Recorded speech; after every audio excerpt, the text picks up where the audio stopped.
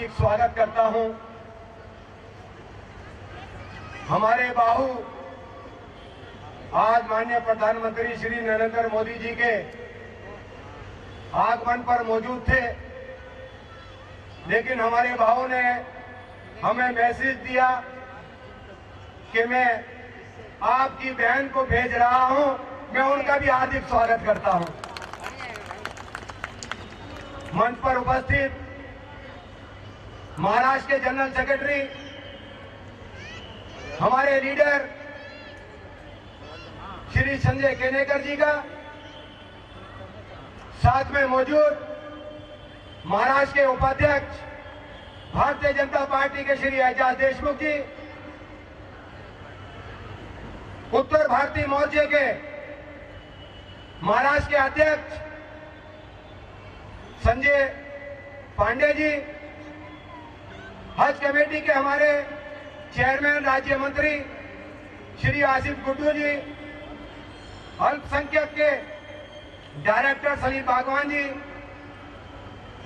और हमारी बहन जो 10 साल से वर्षों विधानसभा को चमका कर रखी है, मैं इसी शेरनी का और सबका हार्दिक स्वागत करता हूं। मेरी बहनों ने मेरे बीजेपी के कार्यालय से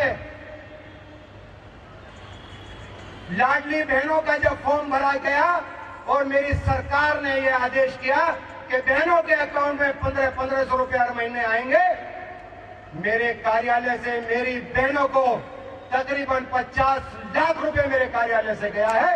मैं अपनी सरकार का और अपने लीडरों का तहे दिल से शुक्रगुजार हूं। मेरी बहनों का हॉस्पिटल का मुद्दा हो, जो गरीब तबके की हमारी बहनें थी, जिनके पास हॉस्पिटल के पास भरने का पैसा नहीं था,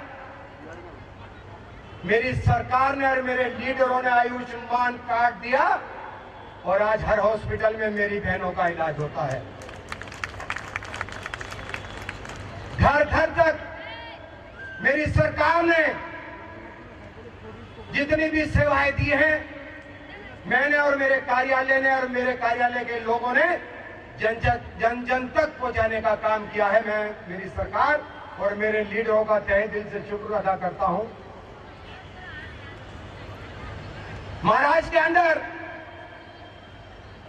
आने वाले वक्त में विधानसभा का इलेक्शन है। मैं मेरे लीडरों से ये उम्मीद करता हूं कि जिन्होंने 10 साल वर्षों विधानसभा में निभाए, उनके लिए विचार किया जाए। वर्षों विधानसभा एक अकलियत विधानसभा है। उत्तर भारतीय अल्पसंख्यक समाज बड़ी तादाद में है। पार्टी के आदेश पर अल्पसंख्यक समाज, उत्तर भारतीय समाज पार्टी के साथ कंधे से कंधा लगाकर वर्षों विधानसभा को विधानसभा के अंदर पहुंचाएगा और वर्षों का एमएलए बनाकर वर्षों विधानसभा में देगा। मेरी सरकार ने, चाहे भारत सरकार हो चाहे महाराष्ट्र सरकार हो, मेरी बहनों के लिए बहुत फैसिलिटी दी है। उसी के साथ साथ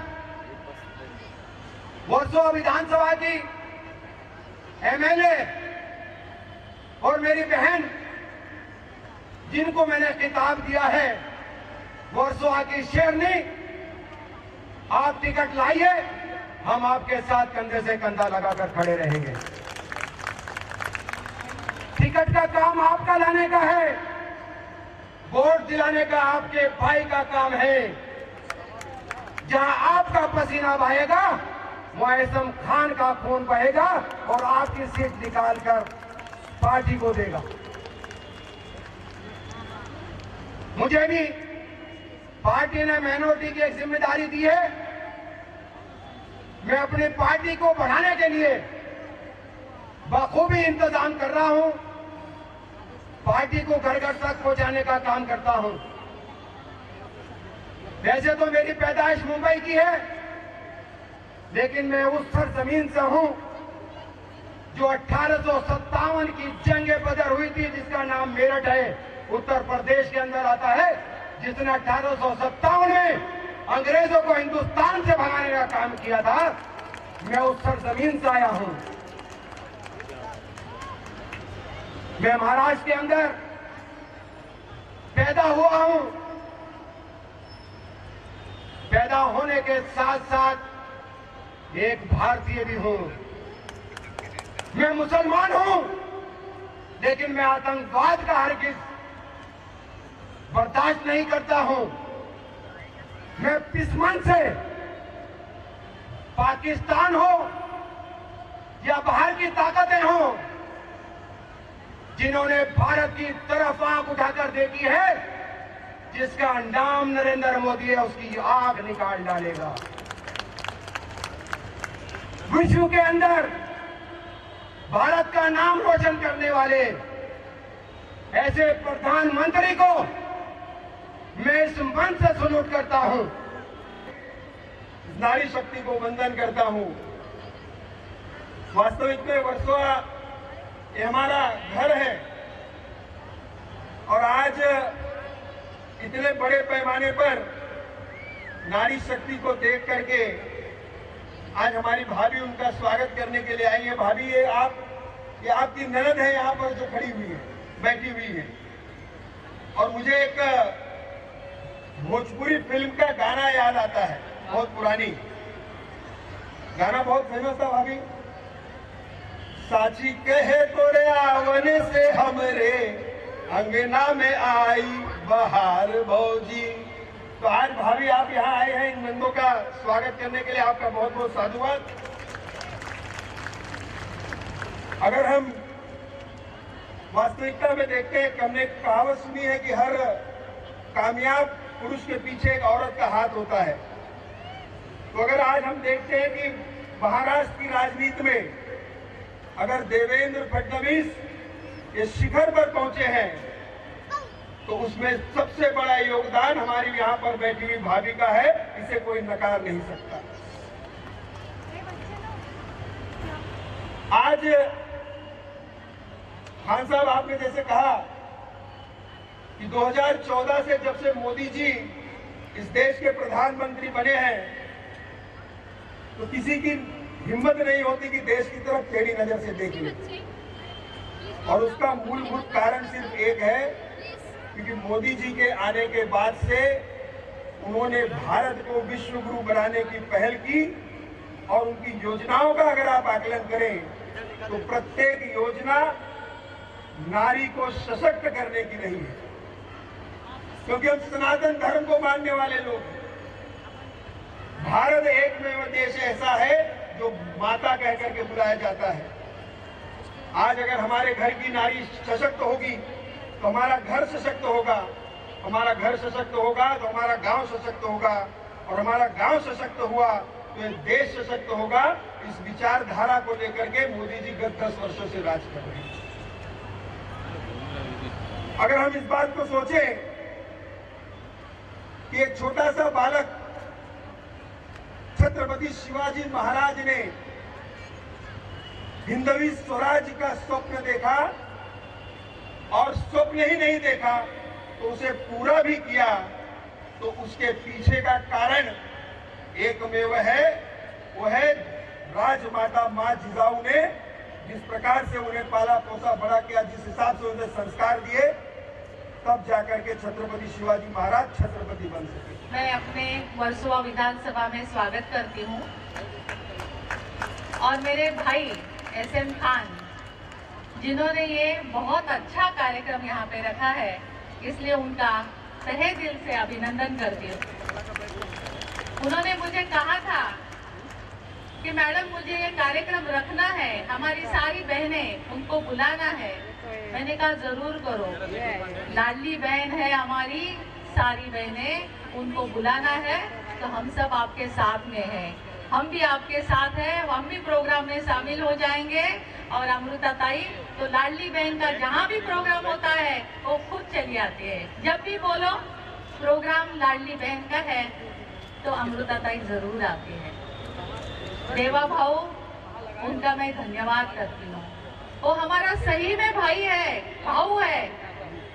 बाकी हमारे जो विरोधी है वो सौतेले भाई है। उनको देखा नहीं जाता है कि हमारे अकाउंट में 1500 रुपए आते हैं और हमारे एक घर में 2 जन होती है तो उनके 3000 रुपए बन जाते हैं। उनको देखा नहीं जाता, लेकिन हमें पता है, मैं भी एक स्त्री हूँ, मैं जानती हूँ कि 1500 रुपए भी हमारे लिए कितने महत्वपूर्ण होते हैं, कैसे घर चलाते हैं मुझे पता है।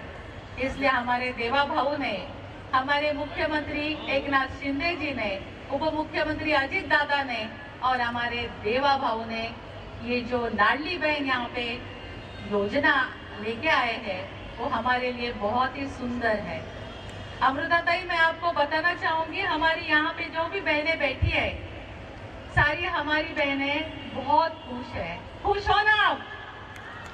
लाडली बहन खुश है या नहीं? हाथ ऊपर करके बताओ। हमारे तालियों के साथ आपकी मौजूदगी का एहसास करवाइए। माता की मैं एक ही नारा दूंगा, आपने मेरे पीछे नारा लगाना, मुझे पता है सबको भूख लगी है, मैं ज्यादा समय नहीं लूंगा, लेकिन एक ही नारा दूंगा। मैं कहूंगा लाडली बहनों के सम्मान में तुमने बोलना देवा भाऊ मैदान में, मैं बोलूंगा लाडली बहनों के सम्मान में, अरे लाडली बहनों के सम्मान में। ये बात इसीलिए कह रहा हूं मैं कि इस देश के पंतप्रधान नरेंद्र मोदी जी ने इस देश की धरोहर संस्कृति को देखते हुए, इस संस्कृति का आत्मा क्या है, तो ये देश की माता इस देश के संस्कृति की आत्मा है। अगर विकास लाना है, इस देश को प्रगति पर लेके जाना है, तो मेरे माँ बहनों का सम्मान करना प्रथम कर्तव्य है। खान जी, श्री संजय पांडे जी, एसएम खान जी, जिन्होंने ये कार्यक्रम आयोजित किया है, और मेरी प्यारी बहनों, आपको सबको नमस्कार। आज धन्यवाद एसएम खान जी, आपकी वजह से मैं यहाँ हूँ और इतनी सारी बहनों को मिल पा रही हूँ। देवेंद्र जी की तो आप लाडली बहनें बन ही गई है, तो उस नाते आप मेरी भी लाडली बहनें हैं। हम सबको इस नाते के तहत इसको दृढ़ बनाने के लिए अपनी मन की बात रखना जरूरी है। चाहे वो मैं हूँ, आज मैं माइक पे हूँ तो अपनी मन की बात रख सकती हूँ, आप भी अपने मन की बात रख सकती है।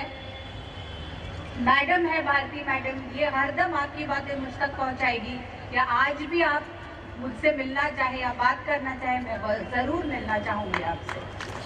आज मैं बहुत प्रेरित हुई संजय केनेकर जी के भाषण से, बहुत ही उम्दा बोले वो, और सही बात है। जैसे दुनिया में ये बात प्रचलित है कि जो देश, जो समाज, जिस घर में स्त्री की इज्जत होती है, औरत की इज्जत होती है, वही समाज आगे बढ़ता है, वही समाज तरक्की करता है। और सच्ची तरक्की किसी देश की भी तभी होती है जब 50% जिस देश की महिलाएं होती है वो भी तरक्की के रास्ते चल पड़ती है। और तरक्की का मतलब क्या है? तरक्की के कई मतलब है। एक सामाजिक, समाज में आपका एक स्थान होना एक बहुत जरूरी बात है। आपके घर पे आपका स्थान होना बहुत जरूरी बात है।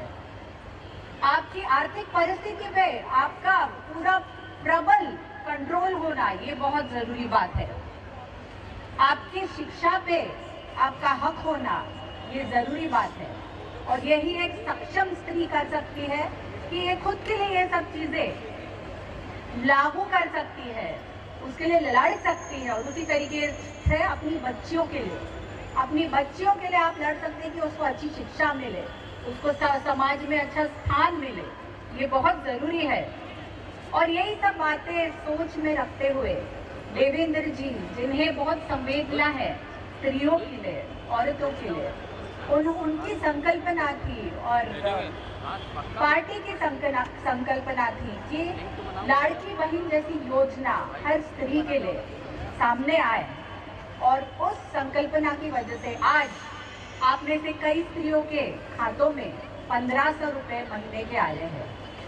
कईयों के नहीं आए होंगे, तो आप देखिए क्या डिस्क्रिपेंसी है, क्या इशू है, और वो इशू सॉल्व होते ही आपके अगले पड़ाव में जरूर आ जाएंगे। मेरा आपसे यही बोलना है कि अगर आप खुद के लिए खड़ी होती है तो आप सक्षम होंगी, आपकी बेटी सक्षम होंगी। और उसमें सिर्फ लाड़की बहन ये एक स्कीम नहीं है, कई योजनाएं हैं। माझी कन्या भाग्यश्री, सुकन्या समृद्धि, लेख लाड़की, विधवा पेंशन योजना, बचत गटों के लिए ब्याज की योजना, ऐसी कई योजनाएं। आज आप अगर यहाँ इतनी डेवलपमेंट देखते हैं, वो मुंबई में हो, चाहे छोटे शहरों में हो, चाहे वो ब्रिजेस हो या मेट्रोज हो, ये किसके लिए है? ये किसी एक जाति के लिए नहीं है, सभी के लिए है। ये प्रगति सभी लोगों को लागू करती है और इस प्रगति से आर्थिक चालना मिलती है अपने शहर को। और ये चालना का असर कहाँ आता है? आखिर अपने घर तक आता है। तो हमको जब भी हम कोई भी निर्णय ले तो आपको ये सोचना चाहिए कि कौन सी पार्टी ज्यादा देखती है आपकी आर्थिक उत्थान के लिए, ज्यादा सोचती है आपकी प्रगति के लिए, और ये प्रगति इन अलग अलग चीजों से मिलके आपकी होती है। मुझे बहुत आनंद है कि आज आप जो स्त्रियां ये सारी स्कीम्स या योजनाएं का फायदा उठा रही है, ये आपको डायरेक्ट बेनिफिट ट्रांसफर हो रहा है। पहले के दिनों में भी ये योजनाएं थी, ये क्यों नहीं पहुंचती थी आप तक तब? क्योंकि पहले तो स्त्रियों के अकाउंट्स ही नहीं होते थे।